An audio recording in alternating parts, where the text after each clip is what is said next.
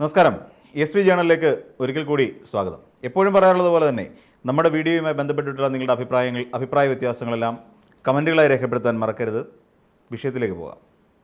ഇവിടെ ഇടതുപക്ഷത്തെ താഴെ ഇറക്കാൻ മാധ്യമങ്ങൾ ചില അജണ്ടകൾ നടപ്പിലാക്കുന്നുണ്ടോ എന്നുള്ളതാണ് ഇന്നത്തെ ഒരു വിഷയം.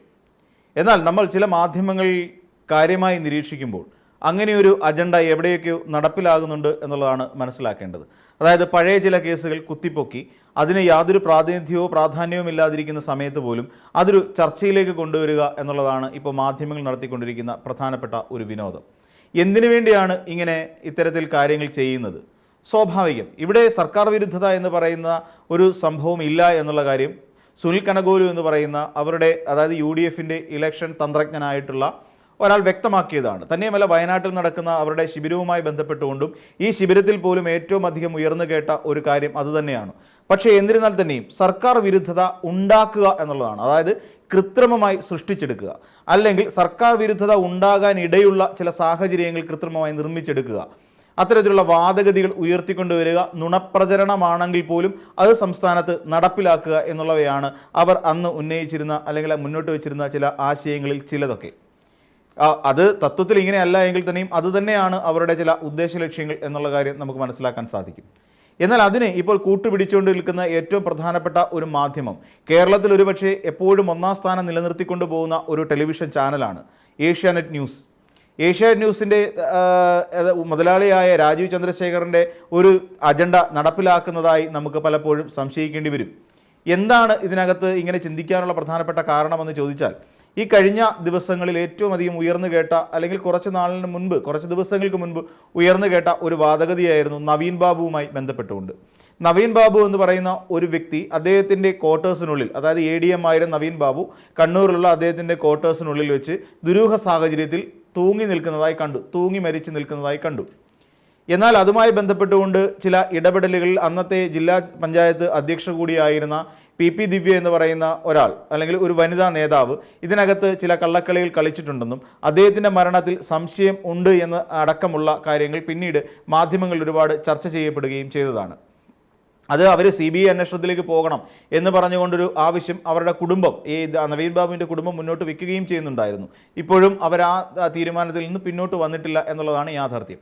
എന്നാൽ ആകെ ഇവർക്ക് ഉള്ള ഒരു PP ദിവ്യക്കെതിരായിട്ടുള്ള ഒരു തെളിവ് ഇപ്പോഴും അന്വേഷണ സംഘത്തിൻ്റെ പക്കലുള്ളത്, അന്ന് നവീൻ ബാബുവിൻ്റെ അവിടെ നിന്ന് ട്രാൻസ്ഫറായി അല്ലെങ്കിൽ അവിടെ നിന്ന് സ്ഥലം മാറ്റം ലഭിക്കുന്ന സമയത്ത് അദ്ദേഹത്തിന് നൽകിയ സെൻഡ് ഓഫ് ചടങ്ങിനിടയിലേക്ക് അതിക്രമിച്ച് കയറി വന്ന PP ദിവ്യ. അവിടെ PP ദിവ്യയ്ക്ക് അതിക്രമിച്ച് കയറണോ വേണ്ടേ എന്നുള്ളത് ഇന്നത്തെ ഒരു കാര്യമാണ്. അപ്പോൾ അവിടേക്ക് എത്തിയ PP ദിവ്യ ഒരു വളരെ ചുരുങ്ങിയ വാക്കുകളിൽ ചില കാര്യങ്ങൾ പുറത്തേക്ക് പറഞ്ഞു. എന്നാൽ ഇതിൽ മനംനൊന്തിട്ടാണ് അദ്ദേഹം ആത്മഹത്യ ചെയ്തത് എന്നുള്ളതാണ്. എന്നാൽ അവിടെ ഈ ADM നവീൻ ബാബുവിനെ സംബന്ധിച്ചിടത്തോളം അദ്ദേഹം പറയുന്ന കാര്യങ്ങളിൽ, അല്ലെങ്കിൽ PP ദിവ്യ പറയുന്ന കാര്യങ്ങൾ, നവീൻ ബാബു അങ്ങനെ ചെയ്ത ഒരു വ്യക്തിയാണ് എന്നുള്ള കാര്യം എവിടെയും ധ്വനിപ്പിക്കുന്നില്ല. ഒരു വലിയ അഴിമതിക്കാരനാണ് അദ്ദേഹം എന്നുള്ള കാര്യമൊന്നും ആ PP ദിവ്യയുടെ പ്രസംഗത്തിൽ നിന്നും പ്രഥമ ദൃഷ്ടിയാ നമുക്ക് വായിച്ചെടുക്കാൻ സാധിക്കുന്ന ഒരു കാര്യമല്ല. എന്നാൽ സർക്കാർ ഇടപെട്ടുകൊണ്ട് സർക്കാരിൻ്റെ ഒരു അല്ലെങ്കിൽ പാർട്ടിയുടേതായ ശക്തമായ ഇടപെടലിനെ തുടർന്ന് അന്വേഷണം പാതി നിലച്ചുപോയ ഒരു സാഹചര്യം ഉണ്ടായി എന്നുള്ളതാണ് പലപ്പോഴും ഉയർത്തുന്ന ഏറ്റവും പ്രധാനപ്പെട്ട ആരോപണം. ആ ആരോപണവുമായി ബന്ധപ്പെട്ടുകൊണ്ട് ഇപ്പോൾ ഒരു ഇടത് സഹയാത്രികനെയോ അല്ലെങ്കിൽ ഒരു ഇടതുപക്ഷ നിരീക്ഷകനെയോ പോലെ ഉൾപ്പെടുത്താതെ ഇതിനെ ഒരു നിയമപരമായ ഒരു വലിയ ചർച്ചയാക്കി ഒരു സർക്കാർ എന്തൊക്കെയോ ഇക്കാര്യത്തിൽ മറച്ചു പിടിക്കുന്നുണ്ട് എന്നുള്ളതും, അതോടൊപ്പം സർക്കാരിന് ഈ PP ദിവ്യയെ സംരക്ഷിക്കേണ്ടതിൻ്റെ ആവശ്യകതയെക്കുറിച്ചും PP പ്രകാശനെക്കുറിച്ചും ഒക്കെയുള്ള വിവരങ്ങൾ ഇങ്ങനെ ചർച്ചയായി പരമാവധി കൊണ്ടുപോവുക എന്നുള്ളതാണ്. എനിക്ക് തോന്നുന്നു അരമണിക്കൂറിന് മേലെ ആ ഓരോ വിഷയത്തിൻ്റെ പുറത്തും അവർ ചർച്ചയ്ക്ക് വേണ്ടി എടുക്കുന്നുണ്ട്. അതിൽ വന്നിരിക്കുന്ന ഗസ്റ്റുകൾ, അതായത് ചർച്ചയ്ക്കായിട്ട് അവിടെ എത്തിയിരിക്കുന്ന പാനലിസ്റ്റുകൾ എല്ലാവരും തന്നെ ഒരു ഇടത് വിരുദ്ധരാണ് എന്നുള്ള കാര്യം വസ്തുതാപരമായ കാര്യം തന്നെയാണ്. അപ്പം ഈ രീതിയിൽ നവീൻ ബാബുവിൻ്റെ വിഷയത്തെ വീണ്ടും ചർച്ചയിലേക്ക് കൊണ്ടുവരികയും അതിനെ വീണ്ടും ജനങ്ങൾക്കിടയിൽ ഇട്ടുകൊണ്ട് ഇങ്ങനെ ഒരു വലിയ ക്രൈം ചെയ്തവരെ സംരക്ഷിച്ചു പിടിക്കുന്ന പാർട്ടിയാണ് CPM എന്നും അല്ലെങ്കിൽ ഇപ്പോഴത്തെ ഭരണകർത്താക്കളെന്നും വരുത്തി തീർക്കുക. അപ്പോൾ ഇതിലൂടെ എന്താണ് ലക്ഷ്യം വയ്ക്കുക? ഇതിലൂടെ ലക്ഷ്യം വെച്ചിരിക്കുന്നത് തീർച്ചയായും നമുക്ക് പറയാനുള്ള ഒരു പ്രധാനപ്പെട്ട കാര്യം, ഇങ്ങനെ ഏത് ക്രൈം ചെയ്താലും ഇത്തരത്തിലുള്ള അതായത് ADM നവീൻ ബാബു ഒരു വലിയ നല്ലൊരു ട്രാക്ക് റെക്കോർഡുള്ള നല്ലൊരു മികച്ച ഒരു ഉദ്യോഗസ്ഥനാണ്, ആ ഉദ്യോഗസ്ഥൻ അഴിമതി വിരുദ്ധനാണ് എന്നതടക്കമുള്ള കാര്യങ്ങൾ ചൂണ്ടിക്കാണിച്ചുകൊണ്ട് ആ അഴിമതി വിരുദ്ധനായ ഉദ്യോഗസ്ഥനെ തരം താഴ്ത്താൻ വേണ്ടിയിട്ട് നടത്തിയ ശ്രമമാണ് എന്നുള്ളതാണ് മനസ്സിലാക്കേണ്ട ഒരു കാര്യം. എന്നാൽ നമ്മൾ മനസ്സിലാക്കിയെടുത്തോളം കാലം ഈ PP ദിവ്യ എന്ന് പറയുന്ന ഒരാൾക്കെതിരായി യാതൊരു വിധത്തിലുള്ള ദുരാരോപണങ്ങളും അവർ ജില്ലാ പഞ്ചായത്ത് പ്രസിഡന്റ് ആയിരിക്കുന്ന സാഹചര്യത്തിലോ അതിനു മുൻപോ ഉണ്ടായിട്ടില്ല എന്നുള്ളതാണ് വസ്തുതാപരമായ ഒരു കാര്യം. അതായത് PP ദിവ്യ അഴിമതി വിരുദ്ധതയ്ക്ക് അല്ലെങ്കിൽ അഴിമതി വിരുദ്ധ പോരാട്ടങ്ങൾ നിരവധി നടത്തിയ ആൾ തന്നെയാണ് എന്നുള്ളതാണ് PP ദിവ്യയെക്കുറിച്ച് അവരുടെ രാഷ്ട്രീയത്തെക്കുറിച്ച് മനസ്സിലാക്കുമ്പോൾ നമുക്ക് വ്യക്തമാകുന്ന ചില കാര്യങ്ങൾ. അപ്പോൾ അതുകൊണ്ട് ഇവിടെ ADM നവീൻ ബാബുവിൻ്റെ മരണത്തിലേക്ക് നയിച്ചത് ഇപ്പോൾ പിന്നീട് വരുന്ന ഒരു ആരോപണം അദ്ദേഹത്തിന് ഇൻക്വസ്റ്റ് നടപടികൾ പോലും കൃത്യമായി പൂർത്തിയാക്കിയില്ല, അദ്ദേഹത്തിൻ്റെ ആന്തരിക വിവരങ്ങൾ രാസപരിശോധനയ്ക്ക് അയച്ചിട്ടില്ല എന്നതടക്കമുള്ള നിരവധി കാര്യങ്ങൾ കൂടി ഈ ചർച്ചയിലേക്ക് വരികയും ചെയ്യുന്നു എന്നുള്ളതാണ് ഏറ്റവും പ്രധാനപ്പെട്ട ഒരു കാര്യം. ഇതെല്ലാം നമ്മൾ മനസ്സിലാക്കുന്നത് ഇതെല്ലാം തന്നെ ഈ തരത്തിൽ സർക്കാർ വിരുദ്ധത പ്രചരിപ്പിക്കുക എന്നുള്ള ഒരു ലക്ഷ്യത്തോടു കൂടി ഈ സർക്കാർ വിരുദ്ധരായ ഇടതുവിരുദ്ധരായ ഒരു പറ്റം പാനലിസ്റ്റുകളെ കൊണ്ടിരുത്തിക്കൊണ്ട് സുദീർഘമായി ചർച്ച ചെയ്യുന്നതിലൂടെ ഏഷ്യാനെറ്റ് എന്ന് പറയുന്ന മാധ്യമം അവരുടെ മുതലാളിയുടെ അതായത് രാജീവ് ചന്ദ്രശേഖരൻ്റെ ചില അജണ്ടകൾ നടപ്പിലാക്കാനാണ് സംസ്ഥാനത്ത് പരമാവധി ശ്രമിച്ചുകൊണ്ടിരിക്കുന്നത് മനസ്സിലാക്കാം. മറ്റൊരു കാര്യം കൂടി നമുക്ക് CMRL അഴിമതിയുമായി ബന്ധപ്പെട്ടുകൊണ്ടും എക്സാലോജിക്കുമായി ബന്ധപ്പെട്ടുകൊണ്ടും അതായത് വീണ വിജയനുമായി ബന്ധപ്പെട്ടുകൊണ്ട് ഉയർന്നു വന്നിട്ടുള്ള ആരോപണങ്ങളാണ് പിന്നീട് വീണ്ടും ചർച്ചയിലേക്ക് അവർ കൊണ്ടുവരുന്ന ചില വിഷയങ്ങൾ ഒരെണ്ണം കൂടി. അതായത് നമ്മൾ മനസ്സിലാക്കേണ്ടത് ഈ CMRL അഴിമതി കേസുമായി ബന്ധപ്പെട്ടുകൊണ്ട് മാത്യു കുഴൽനാടൻ മാസപ്പടി വിവാദവുമായി ബന്ധപ്പെട്ടുകൊണ്ട് മാത്യു കുഴൽനാടൻ എന്ന് പറയുന്ന നേതാവ് ഇവിടെ MLA അദ്ദേഹം ഇവിടെ വരെ പോയിരുന്നതാണ്, സുപ്രീം കോടതി വരെ പോയി. ആ സുപ്രീം കോടതിയിൽ എത്തുന്ന സാഹചര്യത്തിൽ പോലും യാതൊരു കഴമ്പുമില്ല ഇതിനകത്ത് എന്ന് മനസ്സിലാക്കിക്കൊണ്ട് നമ്മൾ ആലോചിക്കുക, തിരുവനന്തപുരം സെഷൻസ് കോടതിയിൽ നിന്ന് ആരംഭിച്ച മാത്യു കുഴൽനാടൻ്റെ യാത്രയെന്ന് അവസാനിക്കുന്നത് സുപ്രീം കോടതിയിലാണ്. അപ്പോൾ ആ സുപ്രീം കോടതി പോലും പറഞ്ഞ് ഇതിനകത്ത് യാതൊരു തെളിവില്ല.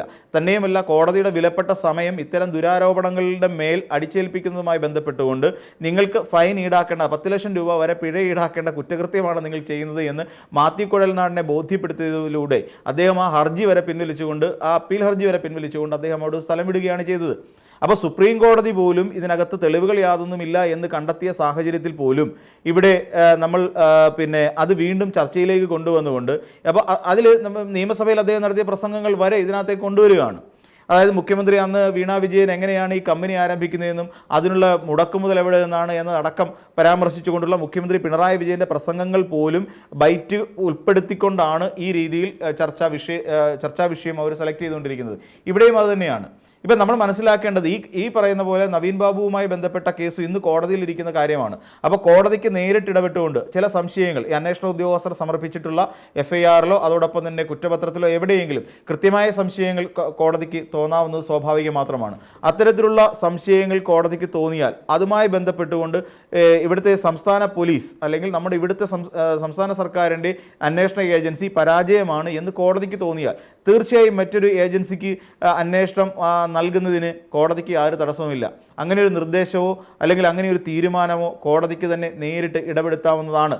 അങ്ങനെയാണെങ്കിൽ CBI തന്നെ അന്വേഷിക്കണമെന്ന് പറയുന്ന അവരുടെ വാദഗതിയെ ഈ സർക്കാർ കോടതിക്ക് അംഗീകരിച്ചു കൊടുക്കാൻ കഴിയുന്നതുമാണ്. അപ്പോൾ ഹൈക്കോടതി ആകട്ടെ ഏത് കോടതി ആയിക്കോട്ടെ ആ കോടതി പറയുന്നതിനപ്പുറത്തേക്ക് സംസ്ഥാന സർക്കാരിന് ചലിക്കാൻ കഴിയില്ല എന്നുള്ളതാണ് മറ്റൊരു വസ്തുത. എന്നിട്ട് കോടതി എന്തുകൊണ്ടാണ് ചില കാര്യങ്ങൾ മൗനം പാലിക്കുന്നത്? പക്ഷേ നമുക്കറിയാം ഈ വൈകുന്നേരം പത്തനംതിട്ടയിലേക്ക് തിരിച്ച അദ്ദേഹം ട്രെയിനിൽ ടിക്കറ്റ് ബുക്ക് ചെയ്യുന്നു. ടിക്കറ്റ് ബുക്ക് ചെയ്തതിനു ശേഷം അദ്ദേഹം യാത്രയ്ക്കായി ഒരുങ്ങുന്നു. പിന്നീട് പാതി വഴി എത്തിയതിനു ശേഷം അദ്ദേഹം വീണ്ടും തിരിച്ചു പോയത് എന്തിനു വേണ്ടിയിട്ടാണ്? അപ്പോൾ ഇതൊക്കെ അദ്ദേഹത്തിൻ്റെ യാത്രയിൽ നമുക്ക് സംശയം ജനിപ്പിക്കുന്നുണ്ട്. അവിടെ പോയി പ്രകാശൻ അദ്ദേഹത്തിൻ്റെ വീട്ടിലേക്ക് പോയത് എന്തിനാണ് എന്നത് തുടങ്ങി സംശയം ജനിപ്പിക്കുന്ന പല കാര്യങ്ങളും ADM പ്രകാശ് ബാബുവിൻ്റെ കാര്യത്തിലുണ്ട്. എന്നാൽ അവിടെയുള്ള CCTV ദൃശ്യങ്ങളിൽ നിന്നും അദ്ദേഹം പോയിരുന്നു എന്നുള്ള കാര്യവും വ്യക്തമാണ്. അങ്ങനെ തുടങ്ങി നിരവധി കാര്യങ്ങൾ അന്വേഷണ പരിധിയിൽ ഇനിയും ഇപ്പോൾ തുടരന്വേഷണത്തിന് ശുപാർശ ചെയ്തിട്ടുണ്ട്. സ്വാഭാവികമെന്നോണം ചില കാര്യങ്ങൾ തുടരന്വേഷണത്തിൻ്റെ ആവശ്യമുണ്ട് എന്നുള്ളതാണ് വസ്തുത. അത് കോടതി തന്നെ നേരിട്ട് നിരീക്ഷണം നടത്തി പറയുകയും ചെയ്തിട്ടുണ്ട്. അപ്പോൾ അന്വേഷണം പൂർത്തിയാകട്ടെ. അപ്പോൾ ഈ ചർച്ചകൾ കൊണ്ടുവരുന്നത് എന്തിനാണ്? പ്രധാനമായും മുഖ്യമന്ത്രിയെ ഫോക്കസ് ചെയ്തുകൊണ്ട് മുഖ്യമന്ത്രിയാണ് ഇതിനകത്ത് എവിടെയൊക്കെയോ തെറ്റുകാരനെന്നും മുഖ്യമന്ത്രി കുറ്റക്കാരനെന്നും വരുത്തി തീർക്കുന്ന തരത്തിലുള്ള ചർച്ചകൾ നയിക്കുന്ന ഒരു രീതിയാണ് ഇപ്പോൾ ഏഷ്യാനെറ്റ് ന്യൂസ് അവരുടെ മുതലാളിയായ രാജീവ് ചന്ദ്രശേഖരന് വേണ്ടി കാഴ്ചവെക്കുന്നത് എന്നുള്ളതാണ് ഇതിനകത്തിലെ ഏറ്റവും പ്രധാനപ്പെട്ട ഒരു കാര്യം. അപ്പം അങ്ങനെ നിരവധി ചർച്ചകൾ ഇനിയും നമുക്ക് കണ്ടുകൊണ്ടിരിക്കാൻ കഴിയും. നിരവധി ചർച്ചകൾ ഇനിയും ഒരു പ്രൈം ടൈം വിട്ടു മാറിക്കൊണ്ട് നിരവധി ചർച്ചകളായിരിക്കും ഇനിയിപ്പോൾ ഏഷ്യാനെറ്റ് സംഘടിപ്പിക്കാൻ പോകുന്നത്. അതിൻ്റെ ഒരു തുടക്കം മാത്രമാണ് ഞാൻ ഈ പറഞ്ഞ 1-2 സബ്ജക്റ്റുകൾ. ഇനിയും നിരവധിയായ ചർച്ചകൾ വരേണ്ടതുണ്ട്. അത്തരത്തിലുള്ള ചർച്ചകളെല്ലാം നമ്മൾ വളരെ ജാഗരൂകരായി തന്നെ ഇടതുപക്ഷം അതിനെ വീക്ഷിക്കേണ്ട സാഹചര്യത്തിലൂടെയാണ് കടന്നുപോയിക്കൊണ്ടിരിക്കുന്നതും ഓർമ്മിപ്പിക്കുന്നു. മറ്റൊരു വീഡിയോയുമായി നമുക്ക് വീണ്ടും കാണാം.